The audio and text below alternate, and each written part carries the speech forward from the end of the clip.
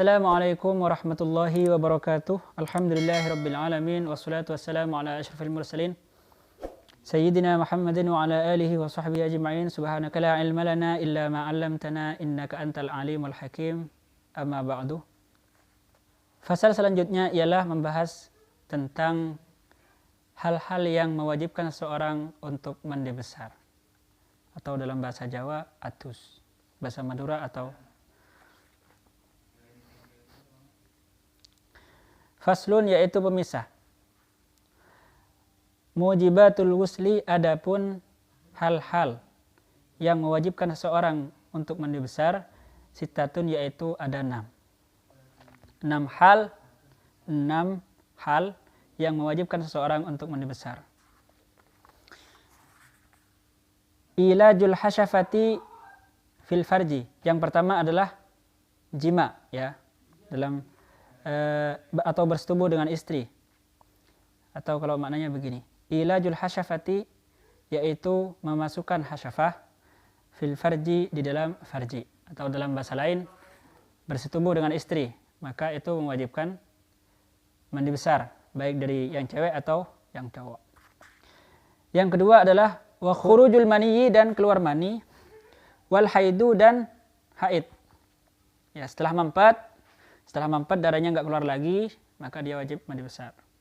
Wan nifasu, dan nifas, yaitu darah yang keluar setelah melahirkan. Wal wiladatu, dan melahirkan. Wal mautu, dan mati atau wafat. 6 hal ini mewajibkan seorang untuk mandi besar. Hukumnya wajib mandi besar. Yang pertama adalah ilajul hasyafati fil farji. Hasyafah itu adalah, kalau ilaj sudah jelas ya, memasukkan. Al-hasyafah, apa itu hasyafah? Hasyafah itu adalah helm, ya, bagian paling depan dari zakar. Itu namanya hasyafah. Atau kalau dalam bahasa yang mudah, helm.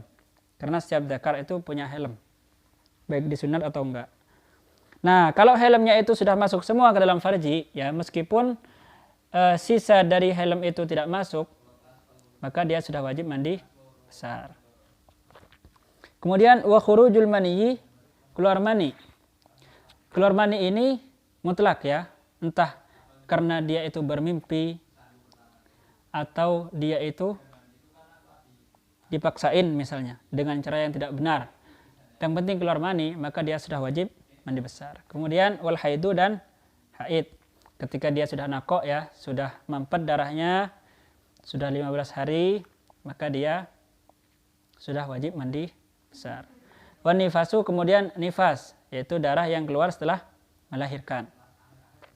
Itu juga setelah itu dia wajib mandi besar. Kemudian wal wiladatu, dan melahirkan. Ya, karena sejatinya, kenapa kok wajib mandi besar ketika melahirkan? Karena sejatinya seorang anak itu adalah mani al-munakid, katanya. Adalah mani, cuman berbentuk orang. Katanya gitu, sebagian ulama mengatakan. Meskipun pas melahirkan itu posisinya bayinya itu kering, tidak ada basah-basahnya, dia tetap wajib mandi besar. Kemudian selanjutnya yang terakhir adalah al-mautu, ya. Dia juga wajib mandi besar. Siapa yang berkewajiban memandikan orang yang mati? Yang wajib adalah orang yang masih hidup, ya, orang yang masih hidup. Dialah yang wajib meniyati, wajib mensolati, wajib memandikan. Itu adalah orang yang masih hidup, yang masih ketaklif. Kalau orang mati mah itu enggak ketaklif. Dia tidak wajib bagi dirinya untuk mandi besar, kecuali dia mampu, misalnya li karomatihi. Kemudian selanjutnya adalah faslun, yaitu pemisah. Furudul wusli, adapun fardu-fardunya mandi besar, ithnani, yaitu 2. Kewajiban bagi seorang yang ingin mandi besar adalah 2. Misalnya dia keluar mani, maka dia wajib mandi besar. Apa saja yang wajib dalam mandi besar ini? Itu ada 2. Yang pertama adalah an-niyatu, yaitu berniat. Niat raf'il hadasil akbar. Saya berniat mandi besar untuk menghilangkan hadas besar. Kayak gitu. Atau misalnya di haid, saya berniat mandi besar untuk menghilangkan hadas haid, hadas nifas, hadas wiladah, dan seterusnya. Itu yang pertama harus niat, ya. Alasannya innamal a'malu binniyat. Kemudian yang kedua adalah wa ta'mimul badani bil ma'i, yaitu meratakan air kepada seluruh tubuh, ya, meratakan tubuh dengan air. Ini jelas. Terkadang ada orang yang karena punggungnya terlalu lebar sehingga ketika dia mandi tangannya nggak nyampe, ya, tangannya nggak nyampe. Ada sebagian dari anggota badan ketika tangan ini hendak menggosok itu nggak nyampe sebab terlalu gede awalnya, terlalu besar badannya. Maka gimana caranya? Maka dia membasuhnya sampainya tangan itu. Ya, sampainya tangan itu. Yang penting sampean yakin bahwa air itu sudah masuk ke sana, meskipun tidak digosok tidak masalah. Jadi, apa sebenarnya yang dimaksud dengan ta'mimul badani bil ma'i? Dalam bahasa Indonesia artinya adalah meratakan badan dengan air. Maka dalam masalah ini kita itu tidak harus benar-benar yakin bahwa air itu sudah membasahi seluruh tubuh, tidak harus. Melainkan yang penting kita itu sudah mempunyai prasangka kuat, ya, mempunyai prasangka yang kuat bahwa air sudah membasahi seluruh tubuh. Itu sudah cukup, ya, sudah cukup. Kemudian adakah dari anggota tubuh semuanya ini yang tidak wajib dibasuh? Ada, ya, ada, yaitu bagian-bagian yang tidak nampak ketika kita bermuwajahah atau berhadapan-hadapan dengan seseorang. Misalnya seperti di dalam hidung, ya.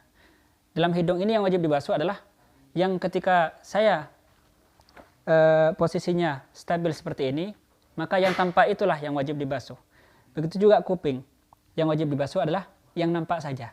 Ya, yang nampak saja. Yang tidak nampak maka tidak wajib. Seperti di balik alis, ini kan tidak nampak. Di balik alis, di balik mata, itu tidak nampak. Maka itu tidak wajib dibasuh. Yang wajib dibasuh adalah hanya yang ketika dipandang orang lain, ya, ketika berhadapan-hadapan itu sudah nampak, maka itu sajalah yang wajib dibasuh. Kemudian untuk bagian bawah, misalnya kemaluan belakang atau depan, ya, itu sebatas manakah yang wajib dibasuh? Kalau bagi cewek atau cowok, ya, untuk bagian belakang, ya, untuk dubur istilahnya atau bagian belakang, yang wajib dibasuh adalah ketika cewek atau cowok itu jongkok misalnya. Terus maka yang wajib dibasuh adalah yang nampak itu, yang nampak ketika dia jongkok. Jadi saya ulangi lagi bahwa yang wajib dibasuh cewek ataupun cowok, ya, cewek ataupun cowok, yang untuk bagian kemaluan ini adalah ketika dia jongkok, terus apapun yang nampak ketika dia jongkok, maka itulah yang wajib dibasuh. Selebihnya yang tidak nampak itu tidak wajib dibasuh. Jadi tidak harus tasyaddud, ya, tidak harus kita itu berlebihan di dalam membasuh. Jadi yang nampak saja, yang nampak itulah yang wajib kita basuh. Cukup sekian. Apabila ada pertanyaan silahkan ditulis di kolom komentar. Mudah-mudahan bermanfaat. Ihdinas siratal mustaqim. Assalamualaikum warahmatullahi wabarakatuh.